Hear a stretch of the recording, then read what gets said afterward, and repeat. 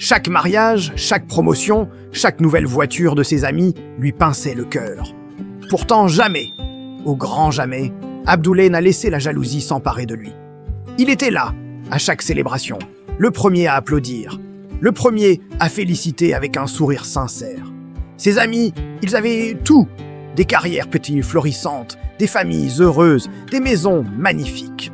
Et lui, il rentrait chaque soir dans sa petite chambre, seul avec ses livres et ses prières. Abdoulaye Traoré était ce jeune homme discret, au regard calme mais rempli de rêves. Il voyait la vie de ses amis décoller comme des fusées, tandis que la sienne semblait clouée au sol. Il allait au mariage, offrait le peu qu'il avait, dansait avec les mariés, et puis, quand la fête était finie, il reprenait le chemin de sa modeste maison. Le contraste était brutal. Le luxe des fêtes face à la simplicité de son quotidien. Le bruit des célébrations face au silence de sa solitude.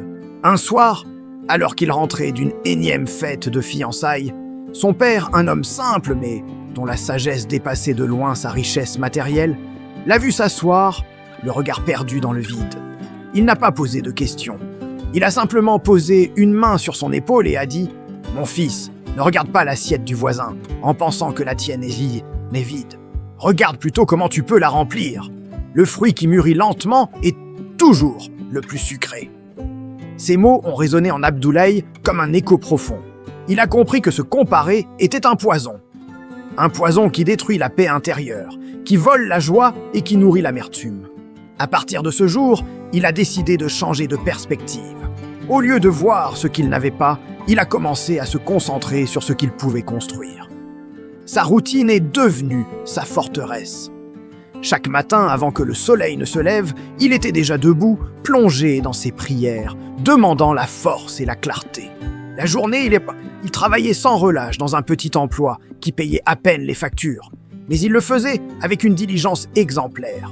Et la nuit, quand tout le monde dormait, lui, il étudiait. Il dévorait les livres, suivait des cours en ligne, apprenait de nouvelles compétences. Chaque page tournée, chaque concept maîtrisé était une brique de plus à l'édifice de son avenir. Les années ont passé.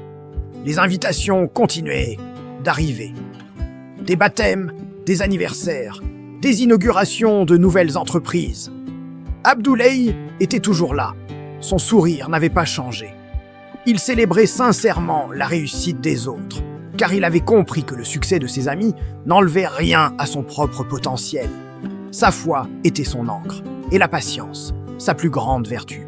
Il croyait fermement que son tour viendrait, que Dieu avait un plan pour lui, un plan parfait qui se dévoilerait au bon moment. Pendant que ses amis investissaient dans des biens matériels, lui, il investissait en lui-même. Sa richesse n'était pas visible, elle était intérieure. C'était la connaissance qu'il accumulait, la discipline qu'il se forgeait et la foi inébranlable qui grandissait dans son cœur. Il endurait en silence, sans jamais se plaindre, sans jamais montrer le poids de ses luttes. Et puis un jour, comme une réponse à des années de prières et de travail acharné, une porte s'est ouverte. Une opportunité que personne n'aurait pu imaginer. Une bourse d'études pour une prestigieuse université à l'étranger. Une chance unique de transformer radicalement sa vie et celle de sa famille. Il n'a pas hésité une seule seconde. Abdoulaye est parti, emportant avec lui non pas des valises de luxe, mais un bagage de persévérance et d'humilité. Là-bas, il a excellé. Son éthique de travail, sa soif d'apprendre et sa résilience l'ont fait remarquer.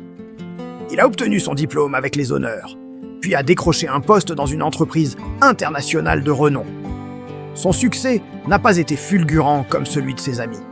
Il a été lent, progressif, solide. Il est revenu au pays, non pas pour étaler sa nouvelle richesse, mais pour la partager. Sa première action a été de construire une belle maison pour ses parents, de sortir sa famille de la précarité. Puis, il a créé une fondation pour aider les jeunes de son quartier à accéder à l'éducation, pour leur offrir les opportunités qu'il avait dû créer lui-même avec tant d'efforts. Ses amis l'ont regardé, cette fois avec admiration et respect. Ils ont vu que sa réussite était différente. Elle n'était pas basée sur l'apparence, mais sur l'impact. Abdoulaye est resté le même homme humble et calme, celui qui applaudissait pour les autres. Mais maintenant, c'était à son tour d'être applaudi. L'histoire d'Abdoulaye nous enseigne des leçons puissantes. La première, c'est que la comparaison est le voleur de la joie. Votre chemin est unique. Le calendrier de votre vie n'est pas celui des autres. La deuxième, c'est que la patience n'est pas l'art d'attendre, mais l'art de garder une bonne attitude tout en travaillant dur pour ce en quoi vous croyez. Enfin, elle nous montre que celui qui endure en silence, qui travaille dans l'ombre sans chercher la reconnaissance, est toujours au final élevé dans la lumière. Son succès est plus durable, plus significatif.